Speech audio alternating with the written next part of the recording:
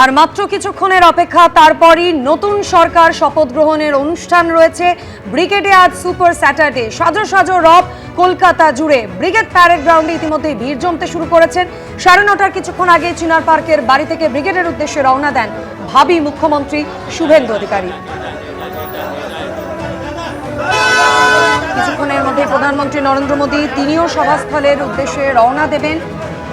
একে একে অন্যান্য রাজ্যের মুখ্যমন্ত্রীরা তারাও কিন্তু কলকাতায় পৌঁছতে শুরু করেছেন।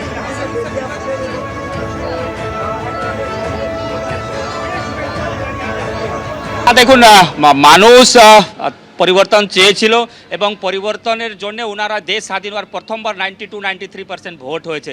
তার মানে মানুষ ঢেলে ভারতীয় জনতা পার্টিকে আশীর্বাদ করেছে, তাই দেশ 15 আগস্ট 1947 সালে স্বাধীন হয়েছে। আরেকবার এই 4 মে আমাদের পশ্চিমবঙ্গে আরেকবার স্বাধীন হয়েছে। মানুষ খোলা আকাশে শ্বাস নিচ্ছে, তারা সবাই সকলে খুব উৎসাহ উন্মাদনা নিয়ে মাঠে আসছে।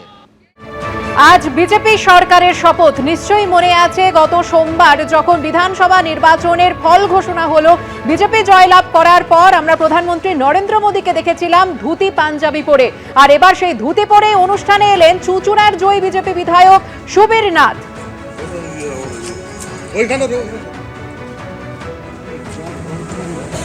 পাশাপাশি দুই ছবি আপনাদের দেখাচ্ছি। প্রধানমন্ত্রী নরেন্দ্র মোদীকে আমরা দেখেছিলাম বিধানসভা নির্বাচনের ফল ঘোষণার দিন 4 মে একেবারে ধুতি পাঞ্জাবি পরে তিনি বক্তব্য রেখেছিলেন।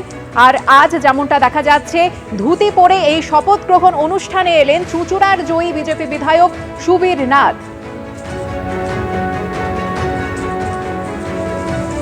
চুঁচুড়ার বিধায়ক সুবীর নাথ জিন্দাবাদ।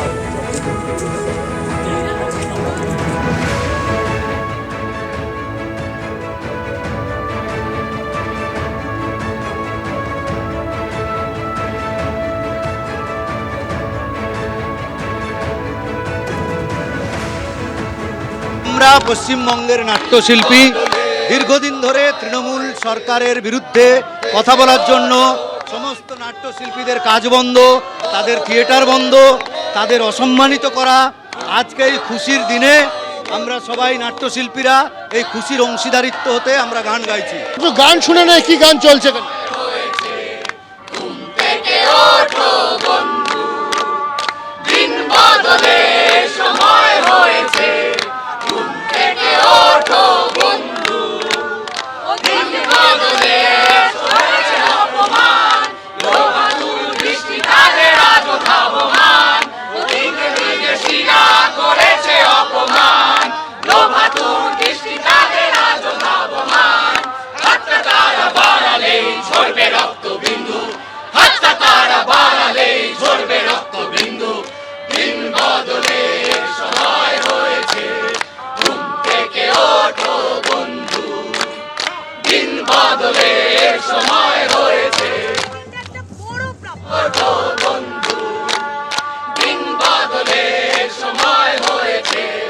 এবিপি আনন্দ, এগিয়ে থাকে, এগিয়ে রাখে।